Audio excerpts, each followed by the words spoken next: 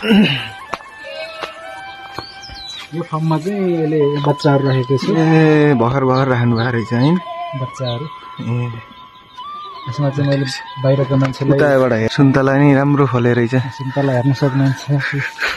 सुन्तला फल्यो डाली नुगेर अहिले नै डाली नुगिसकेछ भनेको सोचेको यो त पछि त यस्तै हुन्छ।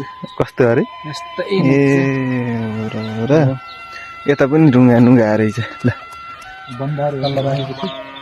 हजुर अघि हो ल्याएको लिएर अहिले चाहिँ यसो ठक्क चारो दाना पानी बिजुली लाइट सबै व्यवस्था गरेको छु। यस्तै ग्राहकहरू आइरहेको छन् मेरोमा। अब उहाँ एकजना कुखुराले आइराख्नु भएको ए कुखुरा अहिले छैन भाइ, सर्टेज छ। कतिको चाहियो?